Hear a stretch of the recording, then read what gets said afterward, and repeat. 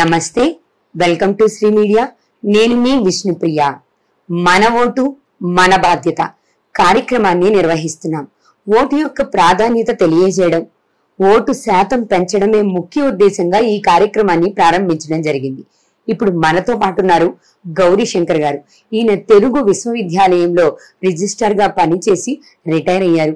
ఎంతో మంది మేధావులని, రాజకీయవేత్తలని కలిసినటువంటి అనుభవం ఉన్న వ్యక్తిగా గౌరీ శంకర్ గారు ఓటు యొక్క ప్రాధాన్యత, ఓటు వేయడానికి గల కారణాలు, వేయకపోతే వచ్చే నష్టాల గురించి ఒకసారి చెప్తారు. మనం కూడా తెలుసుకుందాం. నమస్తే సార్. నమస్కారం అమ్మా. మీలాంటి అనుభవం ఉన్న వ్యక్తులు చెప్తే అయినా కూడా కొంచెం ఓటింగ్ శాతం పెరుగుతుంది అనే ఉద్దేశంతో మేము మిమ్మల్ని కలవడం జరిగింది సార్. సహజంగా అయితే మనం బాగా పరిశీలించి చూస్తే గ్రామాల్లో కంటే కూడా పట్టణాల్లోనూ, నగరాల్లోనూ, మెట్రోపాలిటన్ సిటీస్ లోనే ఓటింగ్ శాతం అనేది ఎప్పుడు తక్కువే ఉంటుంది. మీకు బాగా తెలిసిన విషయమే sir. Last year assembly elections అప్పుడు మనం లాస్ట్ టైం చూసుకున్నా కూడా మనం ఓటింగ్ శాతం వచ్చేసరికి 48, 50, మాక్సిమం 55 లోపే ఉంటుంది, కానీ అది దాటి ఉండట్లేదు. అంటే చదువుకోని వాళ్ళకంటే చదువుకున్న వాళ్ళకి అవగాహన ఎక్కువ ఉండాలి కదా, మరి ఈ లోపం ఎక్కడ జరుగుతుంది అంటారు సార్? మీరు ఒక మాట అన్నారు, ఓటింగ్ శాతాన్ని చూసినప్పుడు చదువుకున్న వాళ్ళకంటే చదువుకోని వాళ్లే ఎక్కువగా ఓటింగ్ వేస్తున్నారు అన్నారు. ఇక్కడే మనం జాగ్రత్తగా గమనించాలి.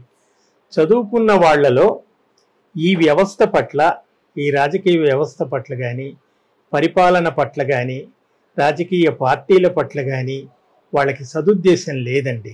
ఉన్నమాట మనం నిర్మోహమాటంగా చెప్పుకోవాలి.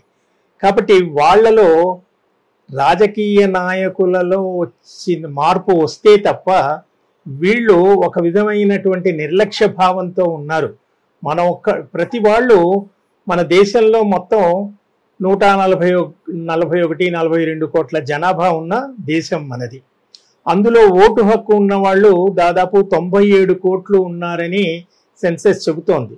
ఎందుకంటే అందరికీ ఓటు హక్కు ఉండదు కదా. ఓటు హక్కు వచ్చిన వాళ్ళ వయోజనులకు దాదాపు 97 కోట్లు. ఈ 97 కోట్ల జనాభాలో లెక్కిస్తే ఎంత శాతం మంది ఓటు వేస్తున్నారు? ఓటు అనేది ప్రతి మనిషికి ఈ దేశం రాజ్యాంగబద్ధంగా, ప్రజాస్వామికంగా, గణతంత్ర దేశం కాబట్టి ఒక గొప్ప వరం.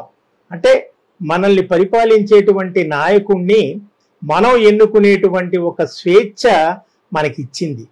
అయితే ఈ స్వేచ్ఛ విషయంలో ఇంతకాలం దేశానికి స్వాతంత్రం వచ్చి దాదాపు 75 సంవత్సరాలు దాటింది. అమృతోత్సవాలను చేసుకున్నాం ఘనంగా. ఈ 75 ఏళ్ల కాలంలో ఈ దేశ పరిపాలనలో, ఈ దేశాన్ని పాలించిన రాజకీయ వ్యవస్థ పట్ల కానీ, రాజకీయ పార్టీలలో కానీ ప్రజలకి ఒక విధమైనటువంటి విశ్వాసాన్ని చేయలేకపోవడమే ప్రధానమైనటువంటి కారణం. అంటే ప్రజలకి నమ్మకం కల్పించడంలో రాజకీయ నాయకులు విఫలమయ్యారంటారా? అందరూ అన్ని వేళలా అని కాదు, కానీ ఎక్కువ శాతం విఫలమయ్యారనే చెప్పొచ్చు. ఇప్పుడు మీరు నిరక్షరాస్యులు, గ్రామీణ ప్రాంతాల్లో ఉన్నటువంటి వాళ్ళు ఓట్లు ఎక్కువ వేస్తున్నారన్నారు. వారు ఓట్లు వేయడానికి కారణం ఏంటంటే, ఇవాళ మీరందరూ చూస్తున్నారు, మనం దాన్ని ఓపెన్గా చెప్పుకోవచ్చు, ఓటును నోటుతో కొనేటువంటి ఒక సంస్కృతి ఇటీవలి కాలంలో బాగా, ఒకప్పుడు లేదు ఇది. ఒకప్పుడు చాలా స్వచ్ఛంగా పరిపాలించిన కాలంలో మనకు ప్రజల ఓట్లు ఆనాటి కాలంతో పోల్చి చూస్తే ఈనాటి కాలంలో శాతం పడిపోవడానికి ప్రధాన కారణం ఏమిటంటే, ఆ నిరక్షరాస్యులేమో వాళ్ళకి ఓటు విలువ అంతగా తెలుసో తెలియదో కానీ వాళ్ళు ఒక రకంగా రాజకీయ నాయకులు వాళ్ళని మభ్యపెట్టి ఒక రకంగా వాళ్ళు నోటుతో ఓటు కొనుక్కోవడం లాంటిది చేస్తున్నారు. కాబట్టి వాళ్ళు చాలా అమాయక ప్రజలండి. వాళ్ళకి ఏమీ తెలియదు, ఎవరొచ్చారో ఎవరు ఏం చేశారో అని తెలియదు. ఇటీవలి కాలంలో వీళ్ళు వాళ్ళకి రాయితీల పేరుతో, తర్వాత ఏవో కొన్ని సదుపాయాలు కల్పించే పేరుతో వాళ్ళని మభ్యపెట్టి లోపరుచుకోవడం వల్ల వాళ్ళు వాటి పట్ల ఆకర్షితులైపోయి ఓట్లు వేస్తున్నారే తప్ప నిజానికి ఓటు యొక్క విలువ కానీ, ఓటు యొక్క అర్థం కానీ, అది వేయటం వల్ల జరిగే ప్రయోజనాలు 5 ఏళ్ల కాలం పాటు దాన్ని భరించాలి. కాబట్టి వాళ్ళల్లో స్పృహ లేకుండా వాళ్ళు వేస్తున్నారు. సరే, వాళ్ళు తెలియక వేస్తున్నారు అనుకుందాం. తెలిసిన వీళ్ళు ఏం చేస్తున్నారు ముఖ్యంగా అంటే, ఈనాటి తరంలో మన ఓటు పట్ల కానీ మన ప్రజాస్వామ్య వ్యవస్థ పట్ల కానీ ఒక విధమైన సీరియస్నెస్ లేదు. ఎందుకంటే ఇప్పుడంతా కూడా ఈ చదువులు, ఈ ఐటీ ఉద్యోగాలు వీటి వల్ల ఈ దేశంలో ఉంటే ఏమి, మనం బయటి దేశాలకు వెళ్ళిపోయేది కదా, మనం ఎవరికి వాళ్ళు ఏమనుకుంటున్నారంటే నా ఓటు వేయకపోయే వల్ల నష్టం ఏమిటి, ఓటు వేయకపోవడం వల్ల వచ్చే నష్టం, కోట్ల జనాభాలో నా ఒక్క ఓటు వేయకపోతే నష్టం ఏంటి అని అదేదో రాజుగారు కుండ పెట్టి పాలు పోయమన్నప్పుడు అలాంటి కథలాగా ప్రతి వాళ్ళు అలా అనుకుంటున్నారు. దానివల్ల చాలా నష్టం జరుగుతోంది. చివరికి నష్టపోయేది ఎవరు? ఈ దేశంలో ఉండ మధ్యతరగతి ప్రజలు నష్టపోతున్నారు. పేద ప్రజలకంటారా ప్రభుత్వం ఏదో రకంగా వాళ్ళకి అది ఇస్తాను ఇది ఇస్తానని మభ్య పెడుతోంది. ఇక సంపన్నులు అంటారా, వాళ్ళ సంగతి సరే. ఎటొచ్చి ఈ దేశంలో ఉన్నటువంటి జనాభా శాతంలో మధ్యతరగతి ప్రజలే ఎక్కువగా ఉన్నారు. అన్నిటికీ వాళ్ళు సఫర్ అవుతున్నారు. మరి వాళ్ళకి నష్టం జరగకుండా ఉండాలంటే అందరూ వచ్చి వాళ్ళ నిర్ణయాన్ని చెప్పాలి కదా సార్. అందరూ అంటే ఇది ఒక్కొక్క మనిషికి వెళ్ళి మనం చెప్పేది కాదు, కానీ ఈ దేశంలో ముఖ్యంగా యువతరం అంటే 30-50 ఏళ్ల మధ్యలో ఉన్నటువంటి వాళ్ళు దీని గురించి చాలా సీరియస్గా ఆలోచించాలి. ఈ దేశం భవిష్యత్ ఏమిటి, రేపు ఈ దేశంలో వనరులన్నీ ఏమిటి, ఈ దేశంలో సమర్థుడైనటువంటి నాయకుడు ఎవరు, ఆయన యొక్క సమర్థత ఏమిటి అని తెలుసుకొని మరీ ఓటు వేయాలి. అయితే ఇటీవలి కాలంలో ఈ మీడియా ద్వారా, ఇప్పుడు మనకి సోషల్ మీడియా రావటం వల్ల నేను గమనించింది ఏమిటంటే గత కొంతకాలంగా ప్రజల్లో స్పృహ వచ్చింది. సోషల్ మీడియాలో మనం పోస్టింగ్ పెట్టడం వాటి పట్ల వీటి పట్ల దాదాపు ప్రజలు ముఖ్యంగా అర్బన్ ఏరియాస్లో చదువుకున్న వాళ్ళలో కూడా ఒక విధమైనటువంటి పునరాలోచన మొదలైంది. రేపు ఓటు వేసే ముందు 1-2 సార్లు ఆలోచించేటువంటి ఒక స్పృహ మెల్లిమెల్లిగా ఇప్పుడు వస్తోంది.